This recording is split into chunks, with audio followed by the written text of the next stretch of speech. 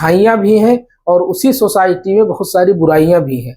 हम अलग अलग एक सोसाइटी में अलग अलग रिलीजन के होते हैं, कास्ट के होते हैं, विद इन द कास्ट अलग सेक्ट हो सकता है, क्लास हो सकता है और अलग अलग रीजन के हो सकते हैं।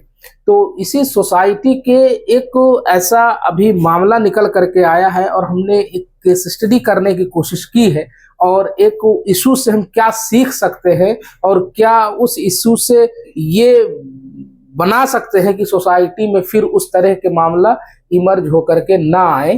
तो इसी पर एक 34 ईयर ओल्ड 34 साल के एक बंदे ने, एआई इंजीनियर थे बेंगलुरु बेस्ड, तो उन्होंने सुसाइड कर लिया।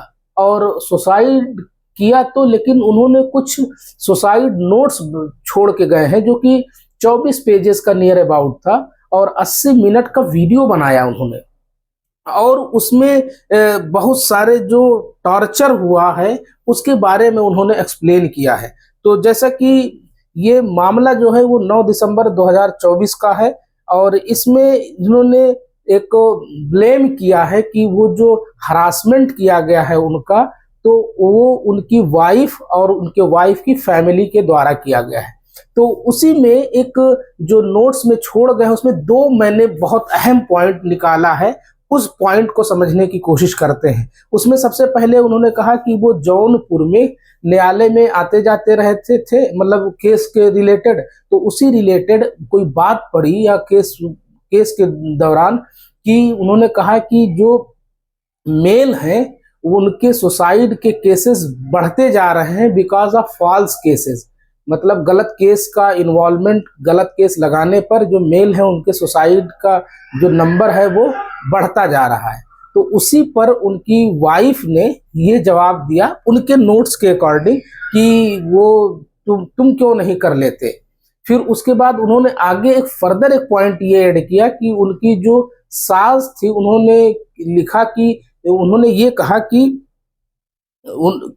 Y So he also claimed that his mother-in-law later asked him, उसके बाद उनकी मदर इन लॉ पूछती है कि you have not died by suicide yet, यानी कि दूसरे टाइम पीरियड में जब वो मिलती है तो वो कहती है कि तुमने सुसाइड नहीं किया अभी तक और मुझे लगा कि कर लोगे तो मुझे न्यूज के थ्रू हमें ये मैसेज मिल जाएगा। अब उसमें ये नोट्स में लिखा 2 पॉइंट और ये दोनों पॉइंट इवन बहुत कह सकते हैं कि झिझोड़ देना, बहुत टफ है सिचुएशन से, उस ट्रामा से गुजरना। फिर उन्होंने 9 दिसंबर को फाइनली सुसाइड कर लिया। अब ये तो केस है, उसका क्या क्या हुआ, हैपनिंग क्या की हुई, अब ये क्वेश्चन मार्क कहाँ उठाता है। ये क्वेश्चन मार्क सबसे पहले यहाँ आता है कि जो कोर्ट है, कोर्ट में या जो लॉज है अपने पास, वो लॉज किस तरह से अपडेटेड है या किस तरह से अपडेटेड नहीं है, या जो लॉज है उसका क्या क्या मिसयूज हो रहा है, क्या लूफोल्स है उस लॉज में जो कि सोसाइटी में प्रॉब्लम क्रिएट कर सकता है या कर रहा है। तो ये सब क्वेश्चन मार्क है आपके सामने। इसी टाइम पीरियड में अभी एक सुप्रीम कोर्ट में 2 बेंच की जजेज ने एक तेलंगाना बेस्ड एक केस को सुनते हुए इन्होंने ये कहा कि जो आईपीसी सेक्शन 498A है, यानी कि अमेंड करके एक आईपीसी सेक्शन 498 जोड़ा गया था, उसके हिसाब से ये था कि जो वुमेन पर सेपरेशन हो रहा है बाय हिज हस्बैंड, तो उसको टैकल किया जाएगा, कम किया जाएगा। लेकिन उसी में 2 bench of justice B Nagarathna and Koteshwar Singh ने कहा, ट्यूसडे को कहा कि जो 498A का जो आईपीसी का इंक्लूजन हुआ है कि अमेंडमेंट के द्वारा, ये क्यों किस लिए अमेंड हुआ था, किस लिए ऐड किया गया था कि जो वुमेन पर सेपरेशन है उसको टैकल किया जाए।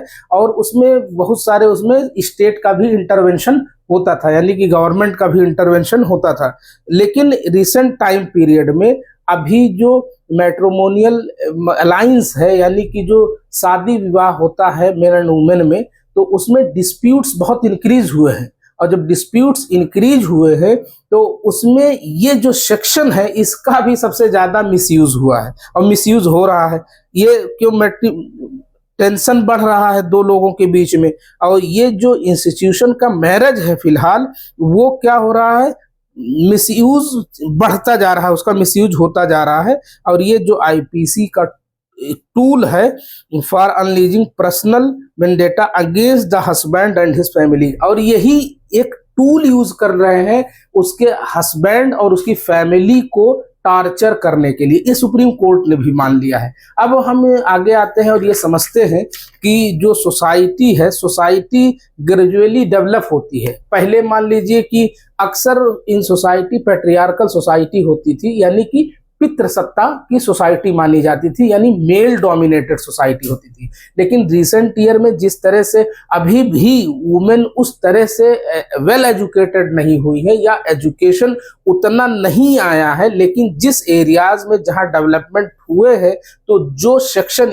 अब ये जो 498 सेक्शन 498A है, आप नियर अबाउट अगर विलेजेस में या रूरल एरियाज में जाएंगे तो वुमेन का जो अपना राइट्स है उसी का भी नहीं पता है। लेकिन जिस जगह में डेवलप यानी मेट्रोपॉलिटन सिटीज में जहां लॉज का अवेयरनेस होता है, तो उसका मिसयूज भी ज्यादातर वहीं होते भी हैं। तो ये सारे पूरे सिस्टम है। ये एक केस स्टडी था कि एक ऐसे फिर सुसाइड के केस जो आते हैं हमारी सोसाइटी के सामने, तो ये मतलब कि ये क्यों ऐसा हो रहा है। तो ये 2-3 वजह मेन हो सकते हैं। एक तो ये हो सकता है कि इसमें मेन होता है लालच। लालच यानी कि फाइनेंशियल। उसमें नोट्स में एक और पॉइंट ऐड किया है उस बंदे ने कि जो हमारी सैलरी है वो 40 लाख टू 80 लाख हो सकता है पर मंथ हो, या ऐसे कुछ उसने अपने फाइनेंशियल पोजीशन को भी डिस्क्राइब किया है। और उस पर इल्जाम लगा है कि उसने 10 लाख की डाउरी का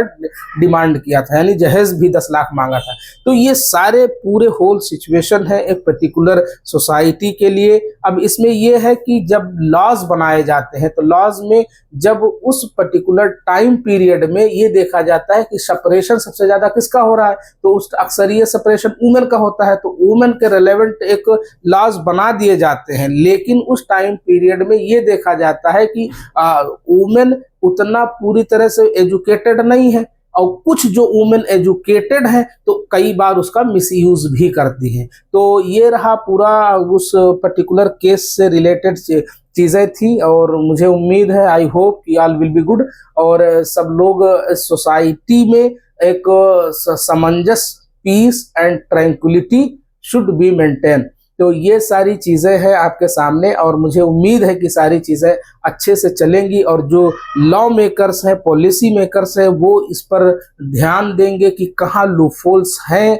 लॉ के पर्टिकुलर उसमें। और एक और पॉइंट ऐड करना चाह रहा हूँ कि जो जजेस ने सुनवाई करते हुए अपने जजमेंट में एक और बात बोली है कि जिस तरह से कि एक लॉज बन गया और कोई इशू उनके एक एडमिनिस्ट्रेशन के पास आया, तो उस लॉज का यूज करके वो तुरंत धारा लगाते हैं। अगर स्क्रूटनी अच्छे से हो, यानी कि पुलिस जो है वो अपना काम अच्छे से करे और वहाँ जो केसेस है उसको अच्छे से छानबीन करे, तो जहाँ तक ये है कि जो मिसयूज है लॉज का कुछ हद तक बचाया जा सकता है। और जो अगर स्क्रूटनी अच्छे से होगी तो उसकी जानकारी अच्छे से निकल के आएगी। जब आज जानकारी अच्छे से निकल के आएगी तो जो दो पार्टीज हैं, उन पार्टीज में ए और बी मान लीजिए, तो उसमें उसको थोड़ा सा समझाया जा सकता है, या उसको भी लॉज का एक फियर, लॉज बेसिकली एक फियर साइकोलॉजी पे काम करता है कि अगर जो नियम कानून बनाए हुए हैं तो उसमें अगर डर होगा तो लोग फॉलो करेगा। तो उसमें जो सेकंड पार्टी को भी डराया जा सकता है कि आप ही के पास ये पावर नहीं है कि आप किसी पर झूठा एलिगेशन लगा करके उससे केस बुक करा सकते हैं। तो और तीसरी मेन वजह है ये भी है कि जो कोर्ट है उस पे केसेस का बर्डन बहुत होता है। बर्डन होता है इसलिए वो सारे केसेस का इतना इजीली सुनवाई भी नहीं होता है, और केस बहुत लॉन्ग टाइम तक खींचा जा सकता है। इसी पर गांधी का कोटेशन था कि जस्टिस डिलेड, जस्टिस डिनाइड। तो ये पूरी सिस्टम है, होल सिनेरियो है आपके सामने। तो इसमें 3-4 पॉइंट जो अहम है वो ये है कि जो लॉ मेकर्स है, तो लॉ मेकर्स को चाहिए कि लूपहोल्स को कम करे, टैकल करे, उसमें लूपहोल्स ना छोड़े। और जो इम्प्लीमेंटेशन का जिसका काम है वो इम्प्लीमेंट करे वही, यानी कि स्क्रूटनीज उसमें करे, उसमें अच्छे से छानबीन करे, उसको पता करे कि कौन सही है कौन गलत है, किसकी कमी है। सीधे केस बुक करना भी नहीं मेरे हिसाब से सही है। और तीसरा जो जुडिशरी काम है वो बेसिकली जुडिशरी कर रहा है, और जुडिशरी के जो पॉइंट ऑफ व्यूज हैं वही कि बर्डन ऑफ केसेस ज़्यादा है। तो मैं आपको इस केस में यहाँ तक जो बातें आपके सामने शेयर की है वो अलग अलग मीडिया के रिपोर्ट्स है, यानी कि द हिंदू के भी रिपोर्ट्स उसमें से इंक्लूडेड है, इंडियन एक्सप्रेस ने भी कवर किया है। तो मैं आपको फिर किसी और नए पॉइंट के साथ मिलूंगा, और हमारा पॉडकास्ट भी सैटरडे संडे आता रहता है, उसको भी देखना ना भूलें। थैंक यू वेरी मच, और मुझे उम्मीद है कि आप एंजॉय कर रहे होंगे।